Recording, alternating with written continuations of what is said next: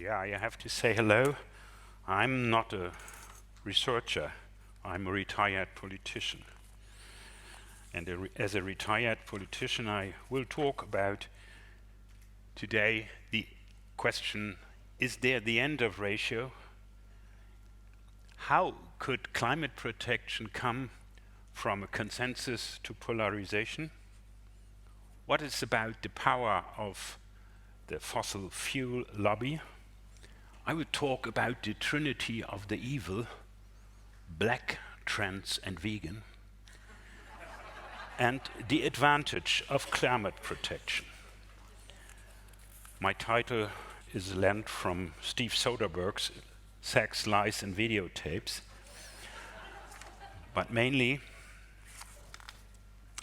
I have to talk about a new form of religion, the belief in fire. You see, we look at the German serious newspaper Die Welt. The head of the scientific resort saw in the towers of the nuclear power plant of Gundremmingen religious symbols and not cooling instruments. And as they were racked up, he feels like the bombing of the Buddha statues of Afghanistan.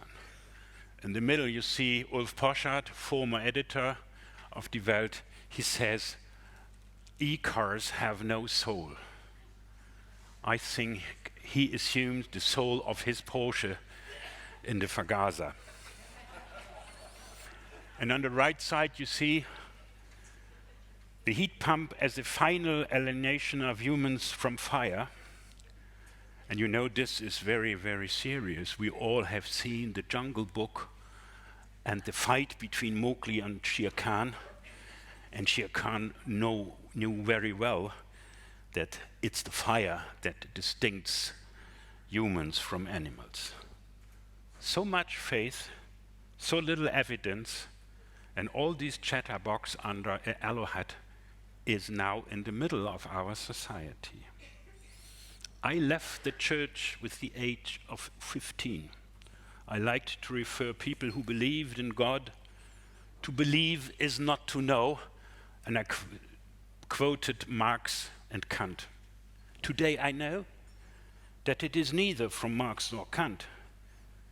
It's an accurate summary of Marx, religion as the opium of the people, but the real source is Friedrich Nietzsche.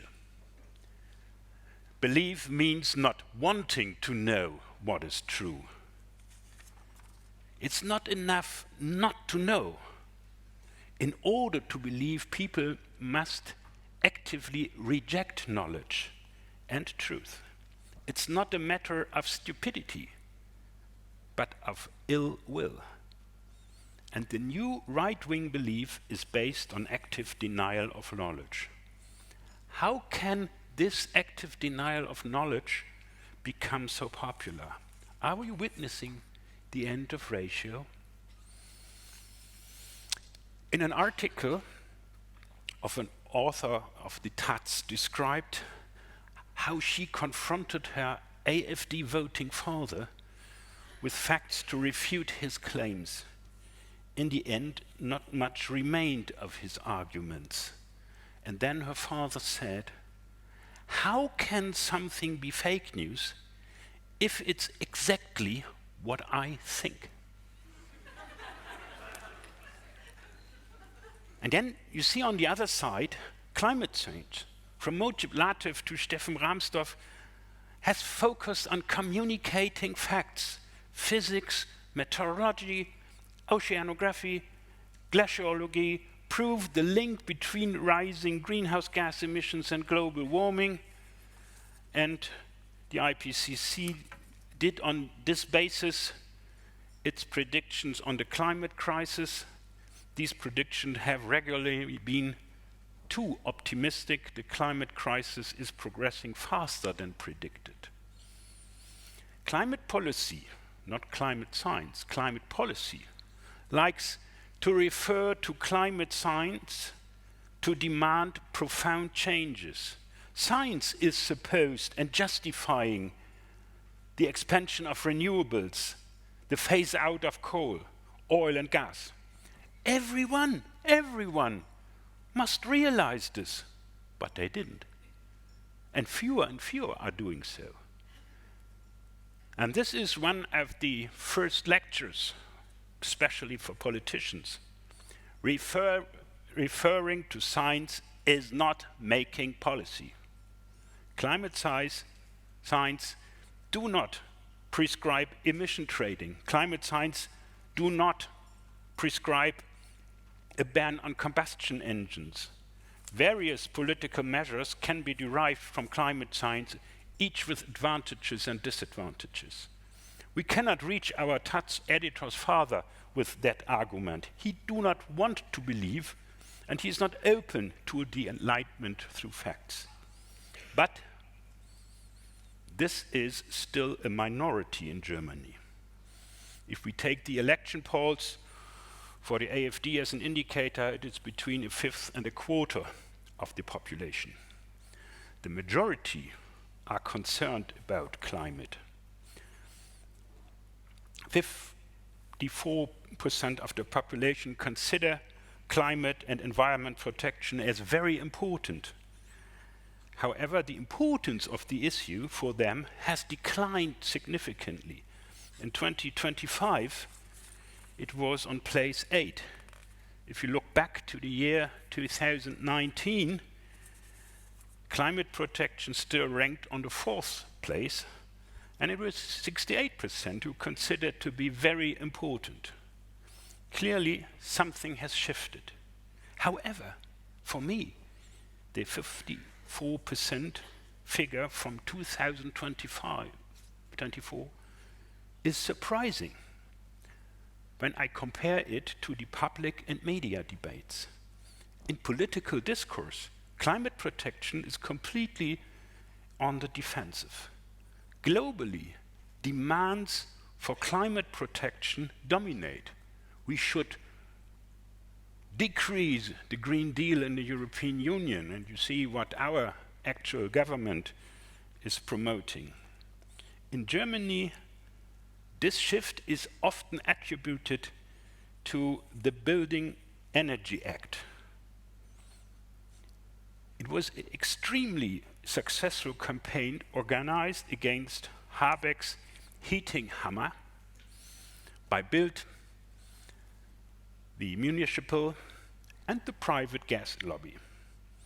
It was based on the lie that Robert Habeck wants to ban people from having gas heating in their basements. This lie did not stand up to any checking of facts. But until today, even reputable medias still describe the fictitious heating ban as the Greens' biggest mistake in the traffic light coalition of Germany. But what's about outside Germany, where there is no Habeck? In the states of democratic capitalism, the former consensus on climate protection has shifted. The experience of the corona crisis and Russia's war of aggression against Ukraine have brought other issues to the table. But even this, in my eyes, does not explain the public hostility towards climate protection. It was not climate protection, but the excessive dependency on Putin's fossil fuels that plunged Europe into a severe economic crisis in 2022. Climate protection is one way of reducing this dependence. Climate protection has gone, in the public debate, from being a way out of the crisis to a scapegoat. In its study, Die unmögliche Transformation, the impossible transformation, from the Research Institute for Global Cohesion, FGZ, identified 5 climate types in German society. The rejectors, 8%, the indifferent, the approvers, the concerned, and finally the determined, 18%. Crucial for the FGZ was the finding that the 8% who rejected climate change were able to polarize opinion against the determined, 8 against 18. Exploiting the fears of the concerned, supported by polarized companies, quote from the FGZ, on social media. In this way, they also determined discourse in the eyes of the indifferent, while those who agree remained silent. A minority was able to dominate the discourse. Polarization companies work for powerful interests, and that's the reason why we will have a look across the Atlantic. In September, Donald Trump claimed before the UN General Assembly about Germany, they have returned to fossil fuels and nuclear power. That was a lie. However, Donald Trump lies is true, but not news. Trump's propensity to lie has been proven in many, many fact checks that did not prevent a majority of voters to vote for him. Trump voters are not stupid. They do not expect him to tell them the truth. They voted for him because he says what they think. Trump won because he is a liar. In his lies, he reveals the truth about his intentions. Trump, some describe him as curious. He is not. He has an agenda. Trump wants to regain the US energy dominance. This is in jeopardy given the reality of the global energy market. The world is reorganizing itself. We are at the eve of a new bloc confrontation. Petrostates on one side versus electrostates. If you look on the newly installed renewable power generation capacity, in the last year, 585 gigawatt was connected new to the grid. 585 gigawatt renewable capacity. This was 92.5% of all new capacity. Means that coal, oil, gas and nuclear had a niche of 7.5% in the new installed capacity. According to a report of the International Energy Agency, the investments in renewable energies, in clean energies, were twice as high in the clean tech sector with 2.2 trillion US dollar as in the fossil fuel sector. About a half of these investments were made in China. China invests as much in new energy as all capacities of Europe and the US. India is catching up fast. It has now overtaken Europe in renewable electricity generation. And it's not just about electricity generation. Within 5 years, China has overtaken the US, Japan, and Germany as an automobile exporter. Electric cars are the backbone of its automotive industry. Coal, oil, and gas, and uranium are no longer competitive. And Trump sees this. He fears America weak again. That is why Germany should return to coal, gas, and nuclear power. That is why the European Union should be forced to buy $750 billion worth of fracking gas through tariffs. Trump wanted, to quote him, be a dictator for one day for one reason: drill, baby, drill. Like Russia, the US bases part of its geopolitical power on fossil fuels.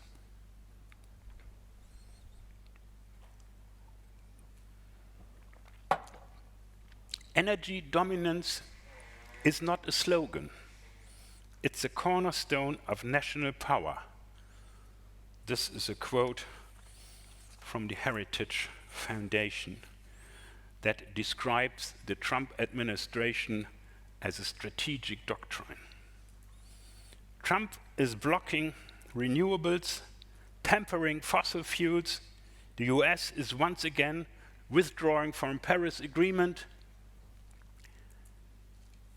Greenhouse gases should no longer be regulated. Wind farms are being declared as a threat to national security and banned. The tax breaks for renewables have been scrapped.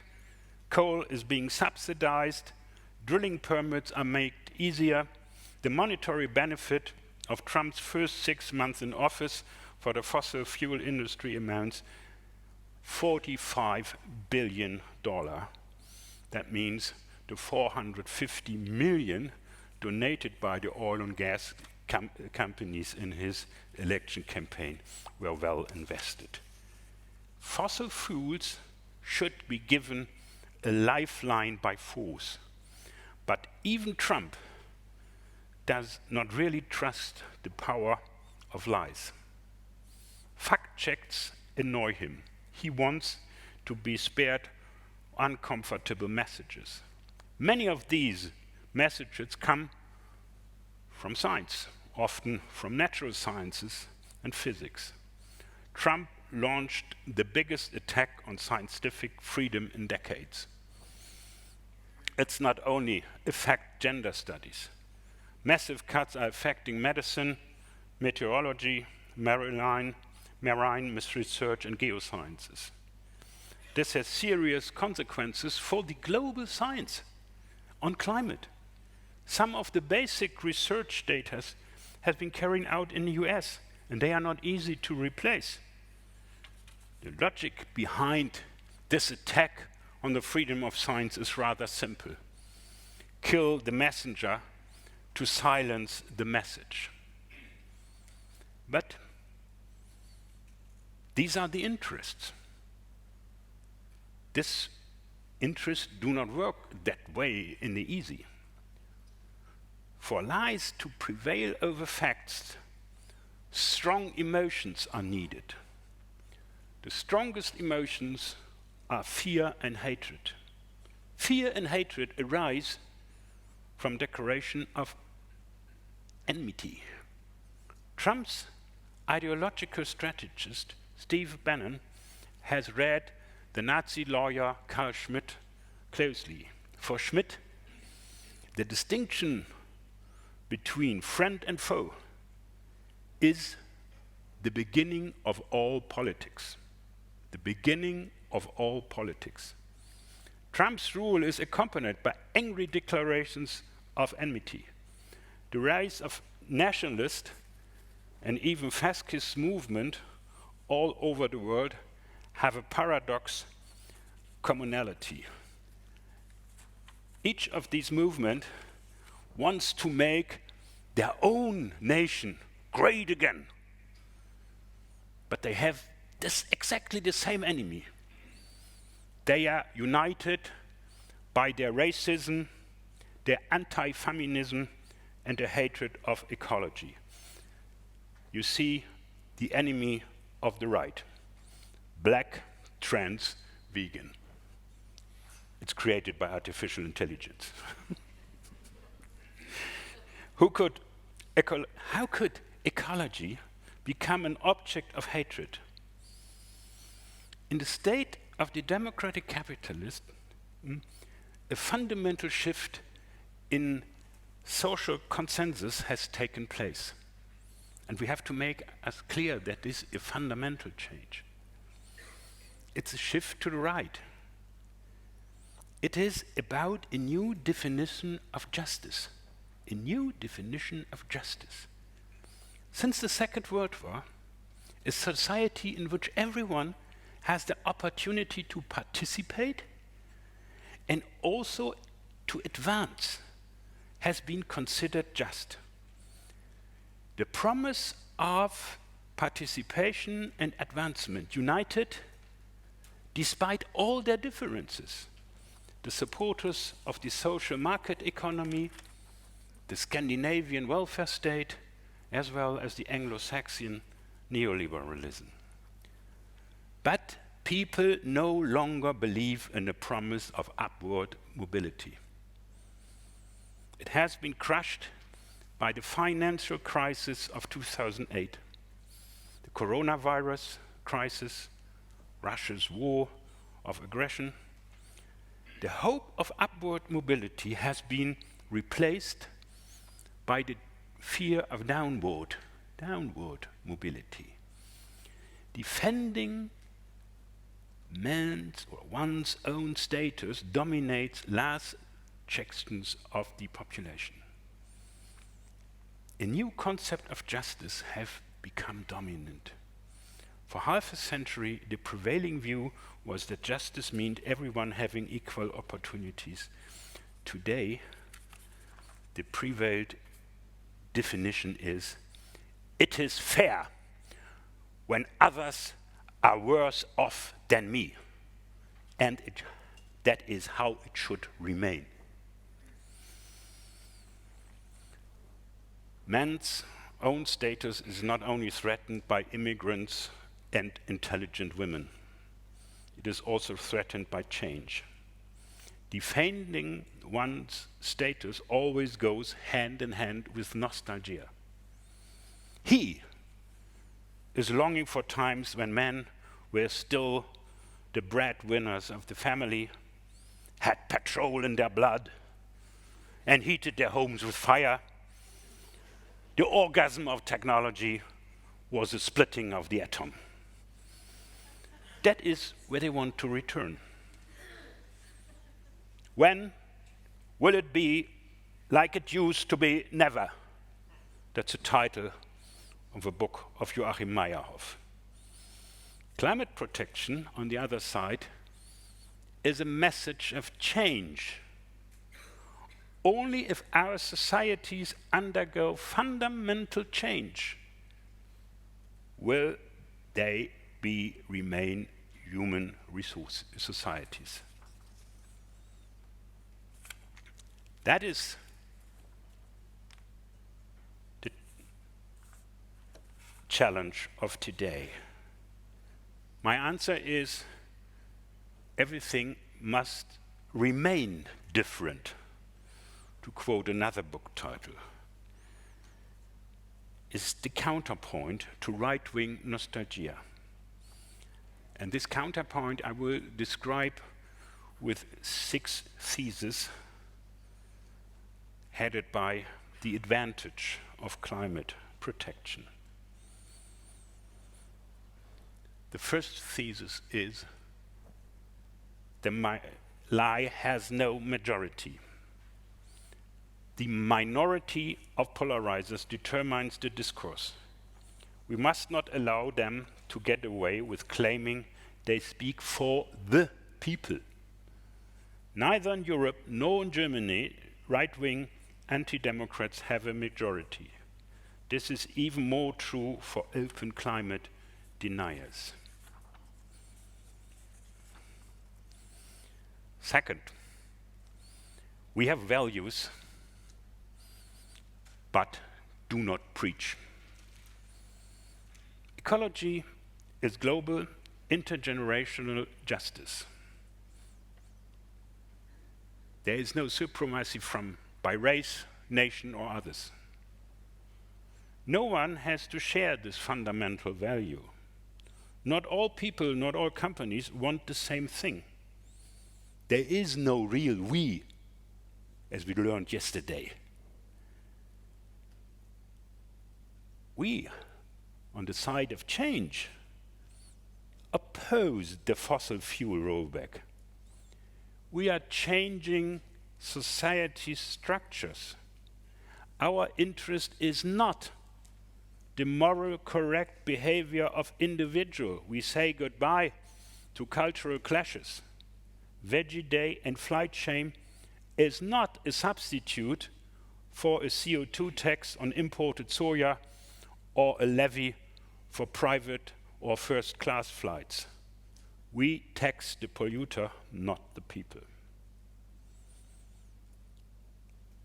Third, dystopias do not generate hope, but resignation. Fear of disasters. It is a fascinating idea.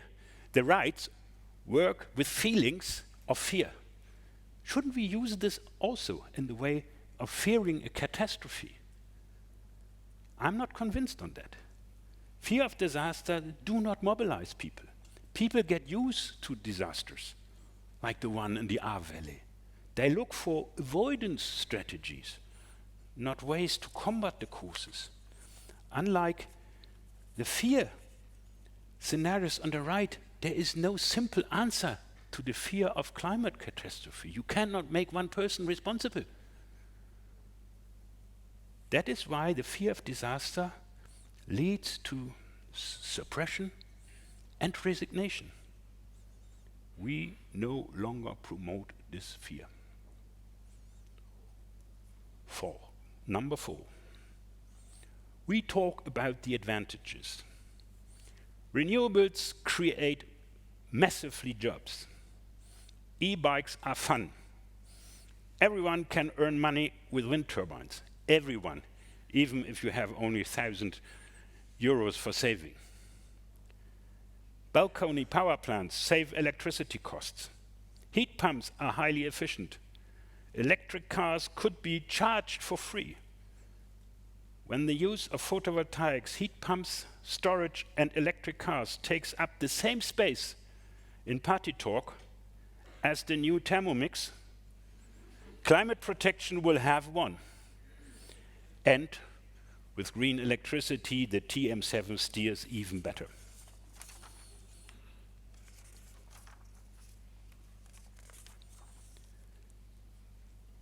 Five, Europe is becoming independent.